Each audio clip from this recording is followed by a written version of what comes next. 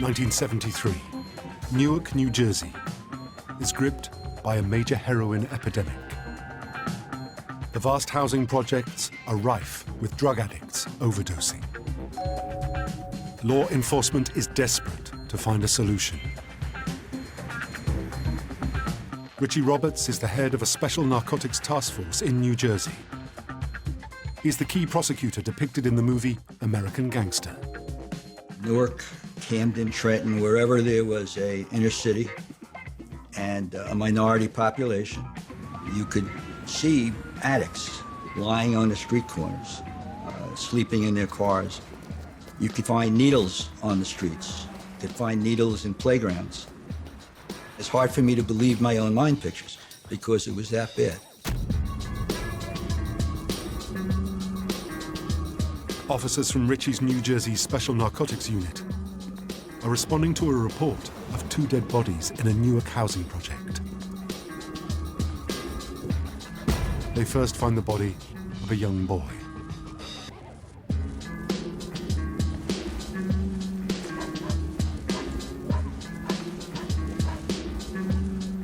Kids of heroin addicts, if God forbid both the mother and the father are addicts, they're on their own from day one. Have we discovered kids ingesting heroin back in those days? Yeah. I mean, I don't think anybody purposely gave it to them, but it's laying around these houses all the time. When they find the boy's parents, both are dead from overdoses of heroin. You can't overstate how bad the problem was. You really can't. It was horrible. It was just horrible. Heroin, in particular, was out of control. Behind this new epidemic is a previously unknown brand of heroin. The glassine envelopes are marked with the brand, Blue Magic.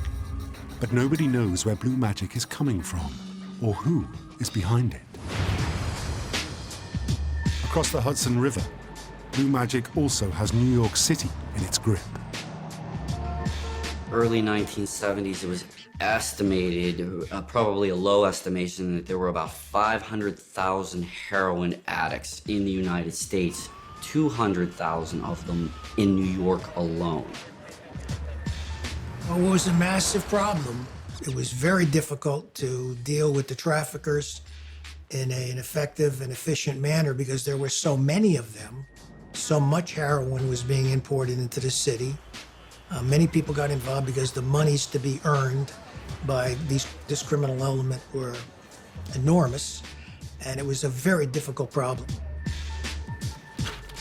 The Federal Drug Enforcement Administration, the DEA, formed in 1973 to combat drug crime around the country.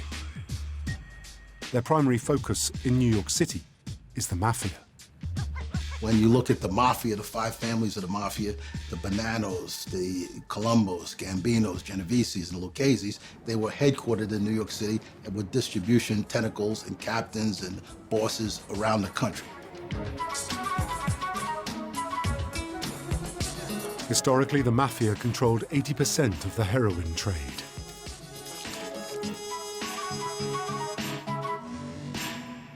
It came into the US from Turkey via the infamous French connection. The mafia refined the heroin in Marseille, France, before shipping it to New York City. Often smuggled in the hollow spaces of cars.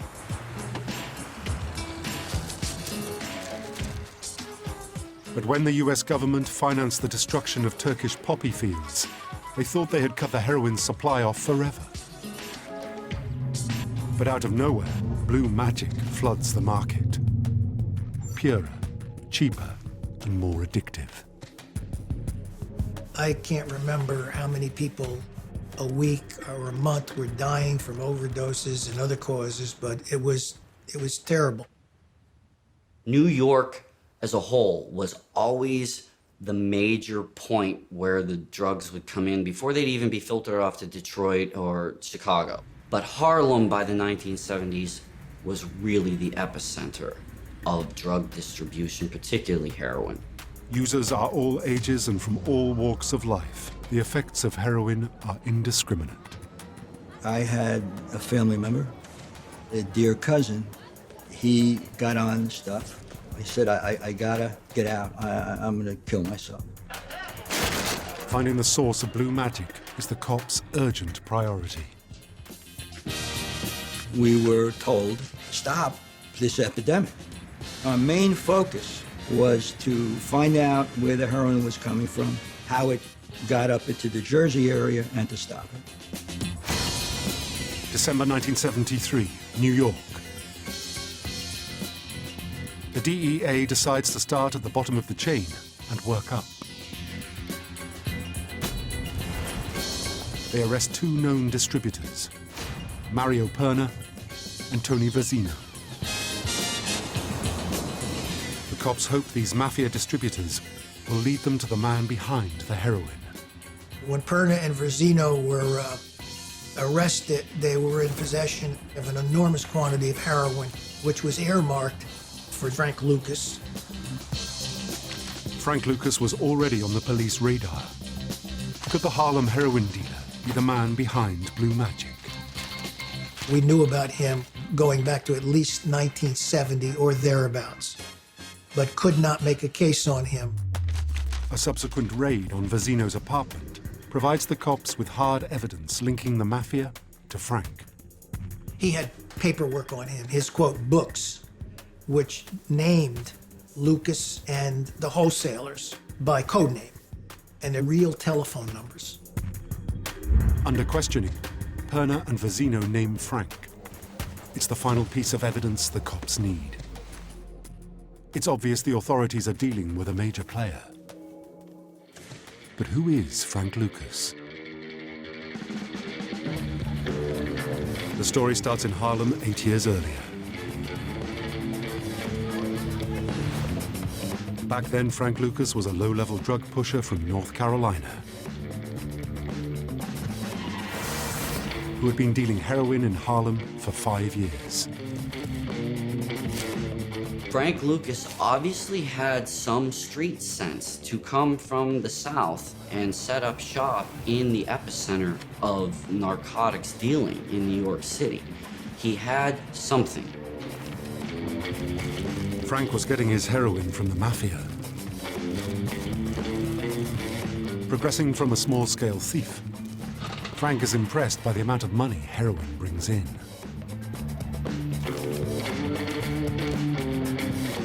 If he can move up the food chain, he can make even more. But he needs to make a name for himself. Frank Lucas, like any other rising drug lord, in order to become that, you have to attain some kind of reputation on the street. Frank lends a street thug named Tango a kilo of heroin to make a deal. But when Frank wants his money, Tango doesn't pay up. Frank takes the opportunity he's been waiting for.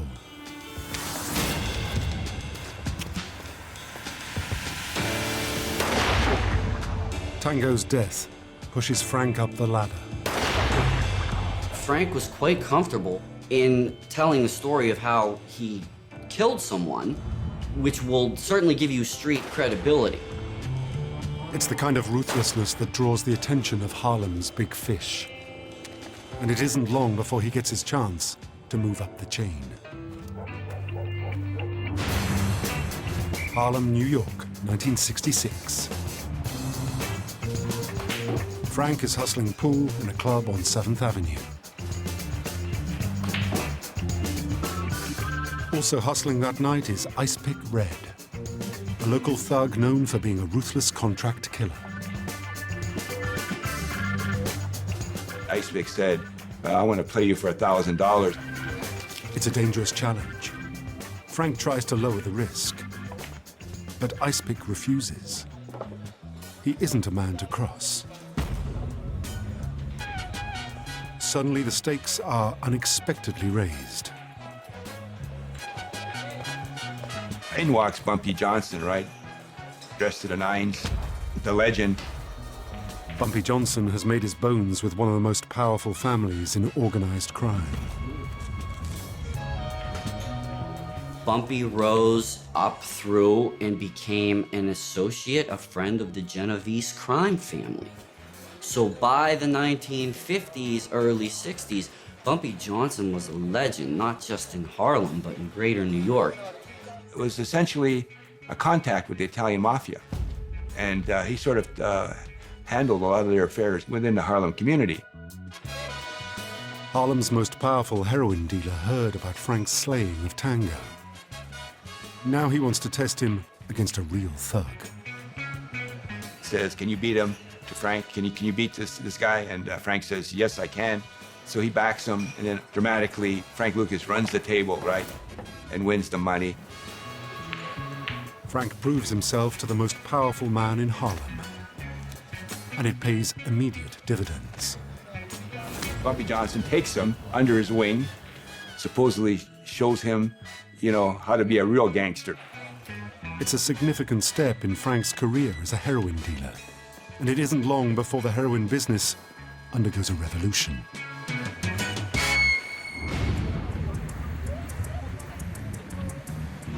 Harlem, New York, 1970. 4 years after Harlem drug dealer Frank Lucas became Bumpy Johnson's confidant, the heroin kingpin dies at the age of 62. Ex-thief turned heroin dealer, Frank Lucas is now the most powerful man in Harlem and seamlessly takes over Bumpy's position in the mafia supply chain. Frank worked with Ralph Totino, who was a boss in the Lucchese crime family. Since his introduction to high-ranking mafia boss Ralph Totino, Frank's profits are booming. And he demands increasing amounts of heroin. Frank would get heroin from 3 to 50 kilos a weekly basis all the time during the late 60s and 70s. Heroin demand is on the up and up in Harlem. 15,000 drug addicts live in the area, with addiction rates 12 times the national average. But after the DEA's destruction of the French Connection, the mafia's ready supply of heroin dries up.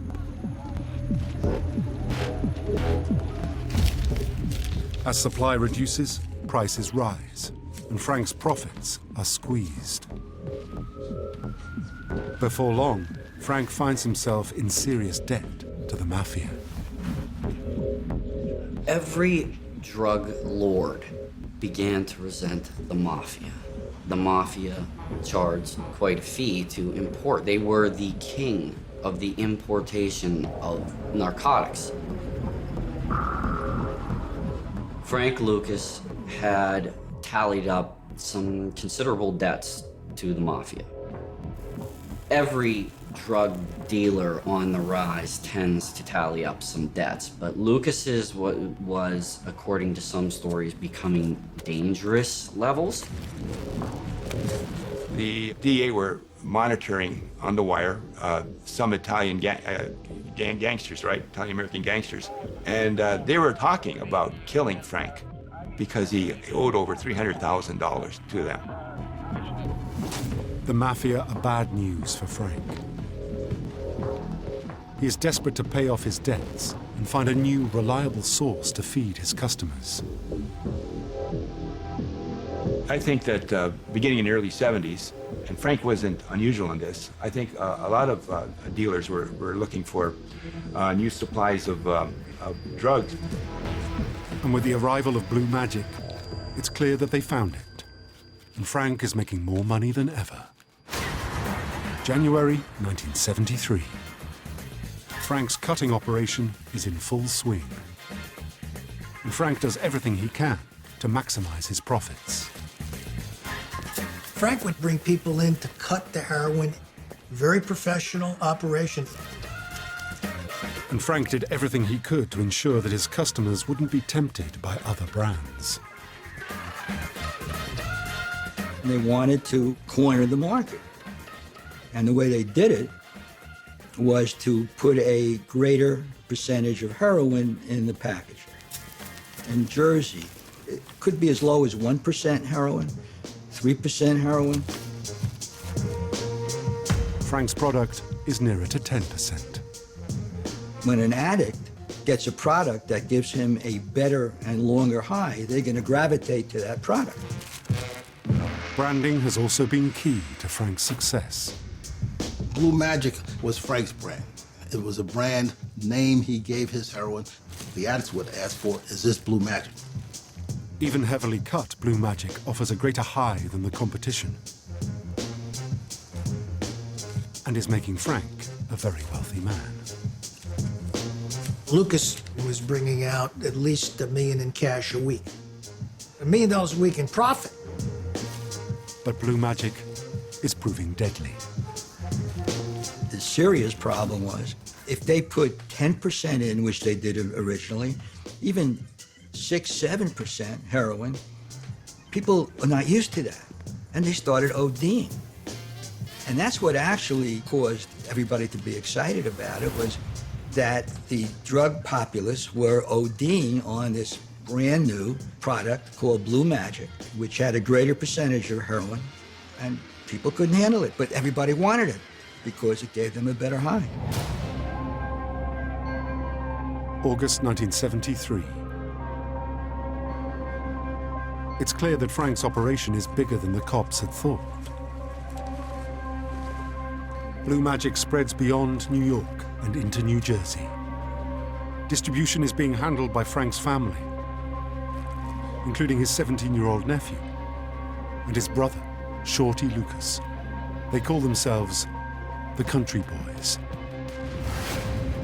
Shorty quickly develops a reputation as a brutal enforcer.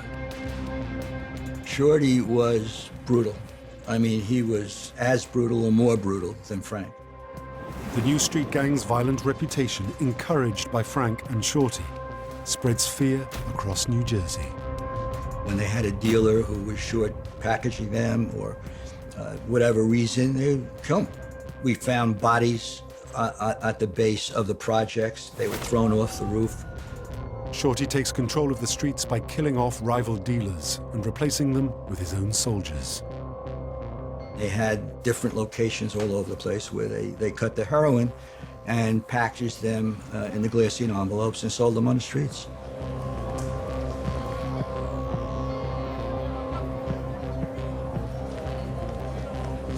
Noticed that the old dealers on the streets were being tossed off, and guys were coming on, and women on occasion, with Southern accents. So it wasn't too hard to figure out who they were.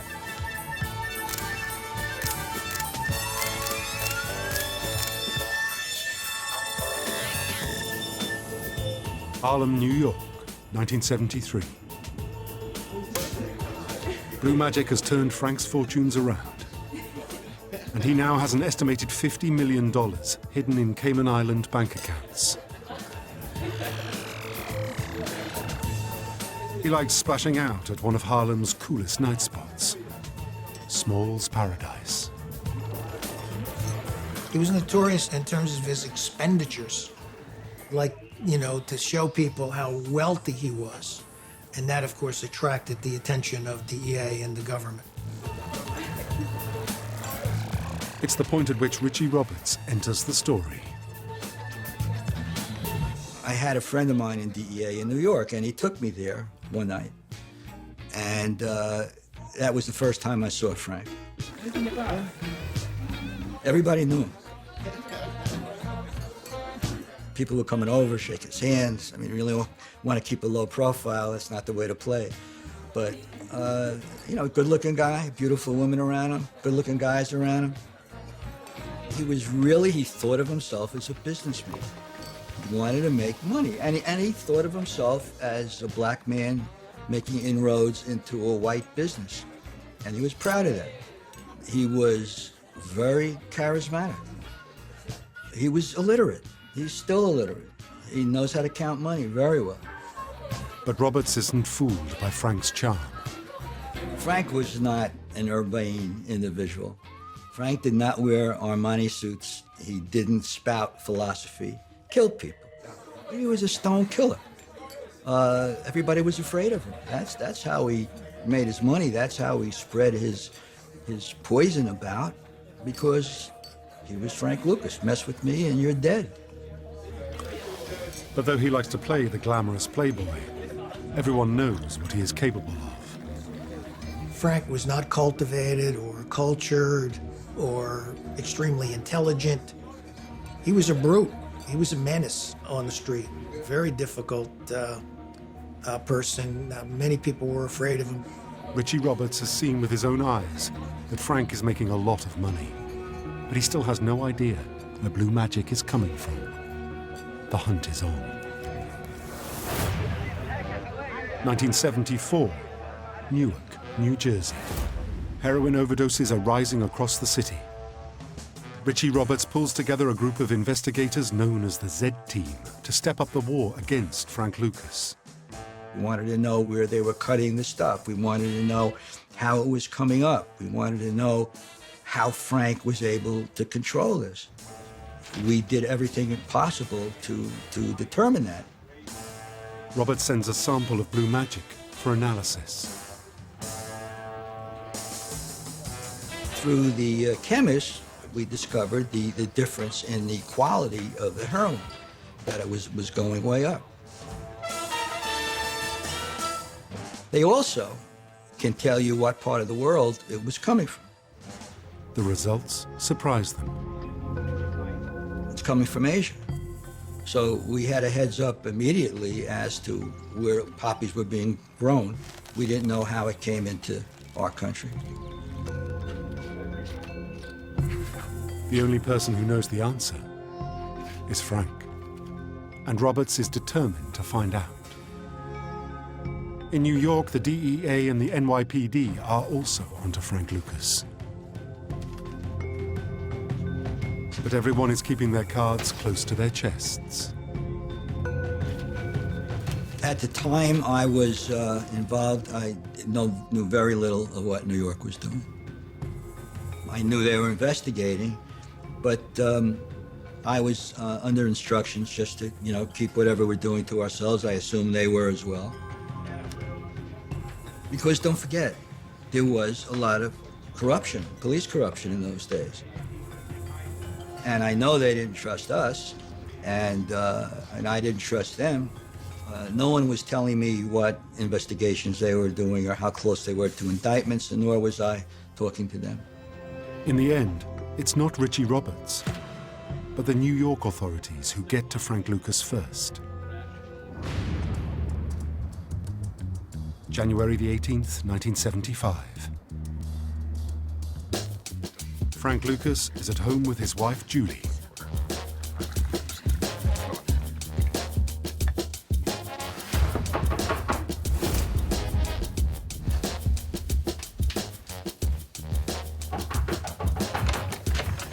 Frank Lucas, we have a warrant.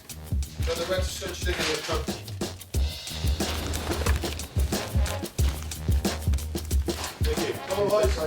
When we executed that search warrant at Lucas's house, we were hoping to find currency, which would tie Lucas to a major heroin ring.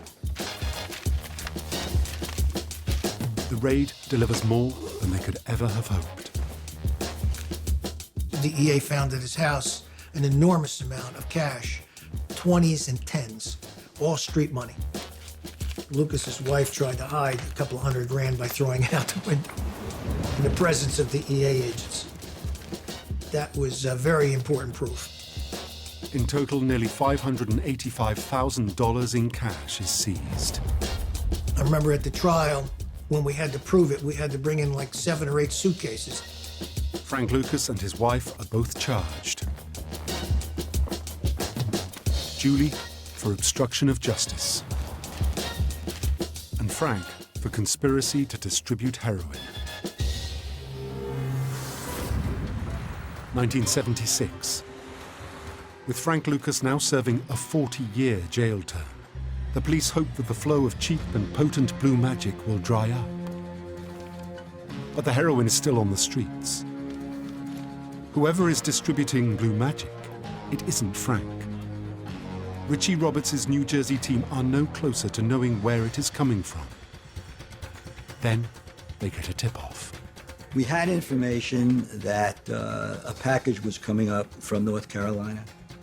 It was coming to one of the projects and one of the apartments in Newark. We had let packages come before because we wanted the big picture. We wanted to see if we could trace where it was coming. I thought to myself, and there was argument, let it go. Let's try to follow the people who, are selling it. I said, wow, if we let this stuff out on the street, there's going to be a lot of dead people out on the street.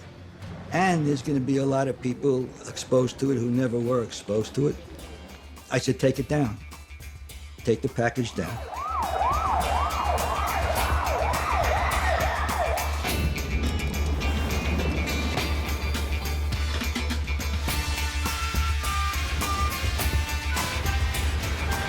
Busting through the door, Richie Roberts' Z-Team find Frank's family street gang still alive and kicking.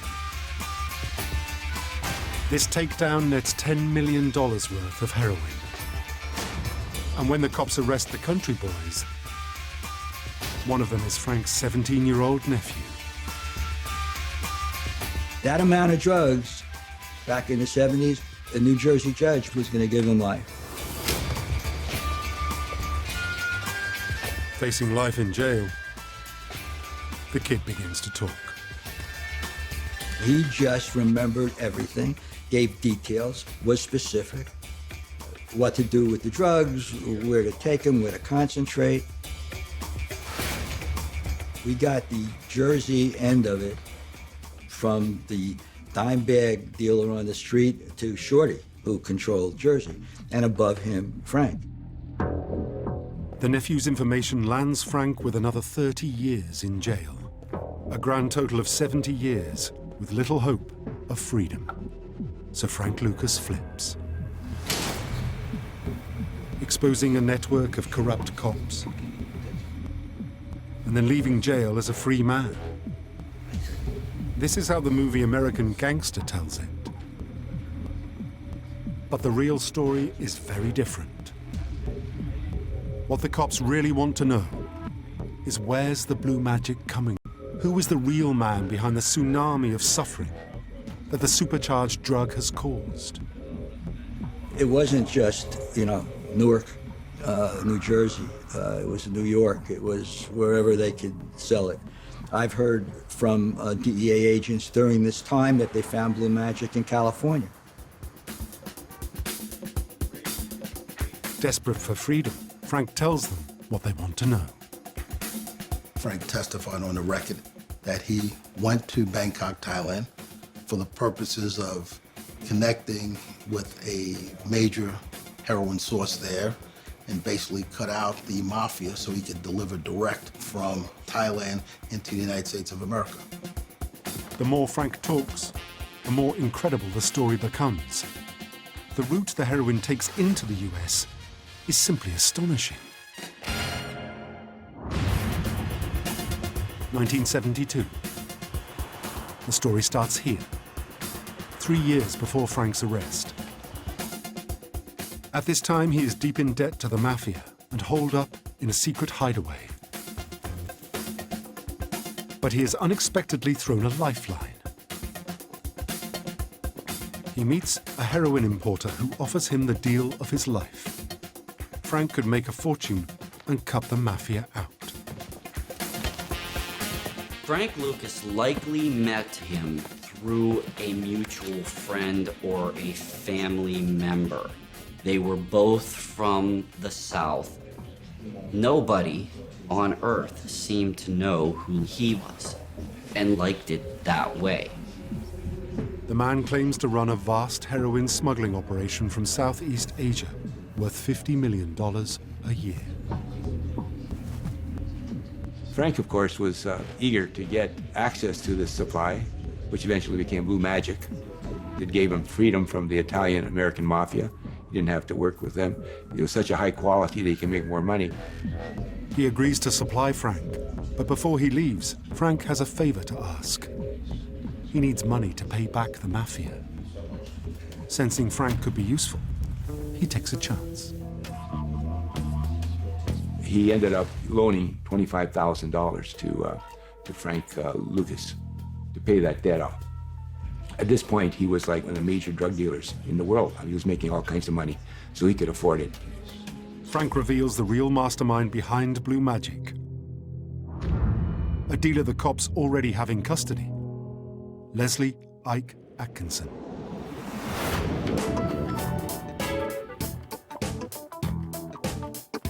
Within 2 years, Frank Lucas has become extremely wealthy. But he wants promotion. When Ike Atkinson's second-in-command is put in jail, Frank makes his move. He heads to Thailand to make an offer he thinks Ike can't refuse.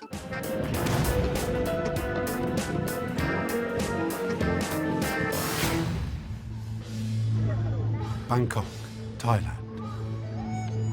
Frank is at Ike's center of operations, Jack's American Star Bar. Ike listens to Frank's pitch to become his business partner.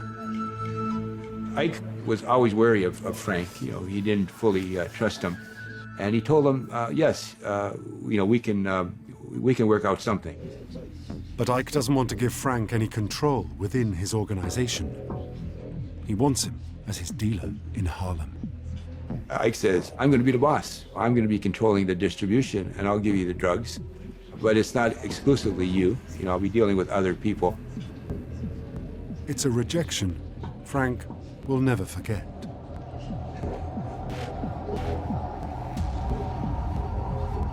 And he knows he's lost out on multi-millions of dollars.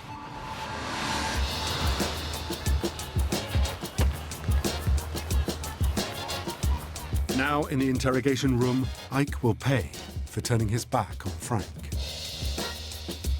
Frank is about to tell the cops the astonishing story behind Blue Magic and the ex-master sergeant in the US Army behind the operation, Ike Atkinson.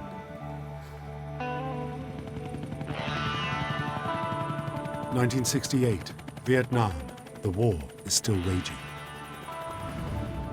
Retired Army Sergeant Ike Atkinson spots an opportunity with a former military colleague, Herman Jackson, to supply the US with high-grade heroin. Ike and Jackson buy cheap heroin from the poppy fields of the Golden Triangle in Laos, Burma, and Thailand. Ike smuggles the heroin into US bases in North Carolina on board military aircraft. Atkinson tried smuggling some heroin himself aboard military aircraft back to the States, was successful in doing that. It's so successful, he expands his operation using a network of active GIs to transport the heroin. Slowly but surely, he built this network using soldiers that were going back to the United States on leave. And the US military were not paying attention. They were in a war. After 4 years, the authorities start to suspect heroin is entering through US military bases. But how? Authorities were aware of narcotics coming into the country. They knew somehow the military or military people were involved in this. But nobody knew who Ike Atkinson was for several years, just the way Ike Atkinson liked it. With extra scrutiny at military customs, Ike's operation had to get creative. There are these small overnight bags. The GIs called them AWOL bags. Absent without leave, you know, it's just a small gym bag type thing made out of leather. They would sew in a false bottom. Under that false bottom, there'd be about 700 grams of pure heroin. Ike develops even more ingenious smuggling methods. Film canisters, soldiers wearing leg casts, while building a network of at least 50 associates and hundreds of GIs in the process. And just say, hey, can you take this back with you? Somebody to pick it up from you. Others, they paid. Others, they relieved debt from their gambling. Ike continues to keep one step ahead of the authorities. Came up with an ingenious way of shipping heroin using teak furniture. As much as 100 kilos of heroin at a time was squeezed into hollowed-out furniture bound for the US. He was looking for an opportunity to make a few huge shipments that would set him up for the rest of his life. buying a kilo of heroin for $4,000 and selling it for $100,000 nets a profit of $96,000 per kilo. Ike begins to amass a vast fortune. They'd take the 1 pure kilogram of heroin and make 4 kilograms of 25% pure heroin and sell each one for $25,000. And Ike has a vast network of dealers, each demanding more and more of his purer product. He had customers throughout the East Coast of the United States, not only New York City, but Philadelphia, Pittsburgh, Washington, D.C. He had customers out on the West Coast. The DEA says that between 1968 and 1975, he made $400 million, which today's money would probably be closer to $1.2 billion. The DEA administrator at a news conference said that it was probably the largest smuggling organization of Asian heroin in history. Atkinson, in the drug world, was the kingpin. He had the dope, and he who has the dope rules. Trying to evade the DEA, Ike continues to use military aircraft to smuggle pure heroin through military bases for years. Frank Lucas is about to bring the whole enterprise crashing down.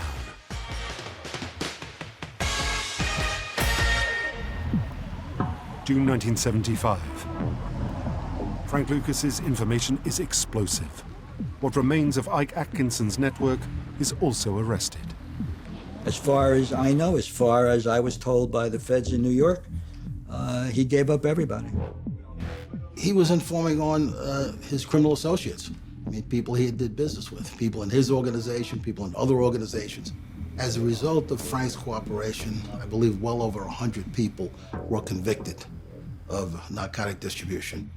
Lucas gave significant information. I'm not saying he gave everything he knew, but he gave, I'm going to say, maybe 60% of what he knew. Already charged with heroin trafficking, the cops now realize the extent of Ike's organization. It is estimated that his smuggling network into the US is worth $50 million a year. And yet outside the DEA, few people even knew he existed. The key ingredient to Ike Atkinson's success was that no one knew who he was, and the reason why they didn't know is the system. These former and current military men had access to airplanes. They weren't questioned. They could bring it right over, no questions asked. Ike pleads guilty and is sentenced to 19 years in jail. The dogged work of Richie Roberts, his Z-Team in New Jersey, and members of the DEA in New York have finally seen Frank, Ike, and their networks brought down. Frank's cooperation sees his 70-year jail sentence reduced to just 6. Frank is freed in 1981. The #1 heroin dealer in Harlem, the boss of a brutal criminal gang that controlled the streets through murder and violence, who delivers the real heroin kingpin, is a free man. But it paid off for him because he was able to get out of jail early. Frank Lucas was probably one of the major heroin traffickers in the New York City area. There's no question about that. But as far as taking the heroin trade from the Golden Triangle to the addicts in the street in New York City, and it's just not the case. Frank's life may have inspired American Gangster, but Frank's real story is very different to the movie. And Frank's criminal history doesn't end there. Within only 3 years, Frank is back in jail again for dealing heroin. This time he is sentenced to 7 years, serves the full term, and is released in 1991. As for the man behind Blue Magic, after the initial sentence of 19 years in jail, Ike is given a further 13 for continuing his smuggling operation from inside prison. Ike is eventually freed in 2007, having served a total of 32 years. And when the film is released in the same year, Richie Roberts receives a surprising call from him. He said that Frank, he was proud. I did most of that. Frank didn't do it. I controlled Asia, and I didn't get my credit. They think it's credit. Then Ike threatens revenge on Frank. What are you saying? He says, I'm going to go up there and I'm going to kill him. So I said to Ike, Ike, how old are you? He said, I'm 80. I said, Ike, you ain't killing anybody. Get a rocking chair. He's down in North Carolina. Sit on the porch, go by a river, watch the water go by. And he started laughing. Ike died in 2014 at the age of 88. Frank Lucas, also 88, is still alive. With his mafia connections through Bumpy Johnson, Frank Lucas undoubtedly rose to become a large-scale heroin dealer in 1970s Harlem. But he got his heroin from Ike Atkinson. Ike was the real American gangster, who created a smuggling operation unlike any seen before. For a decade, Ike's audacious network of military servicemen, planes, and bases that brought vast quantities of heroin from Southeast Asia into the US was unstoppable, until Frank brought him down. Frank Lucas was nothing more than his man in New York.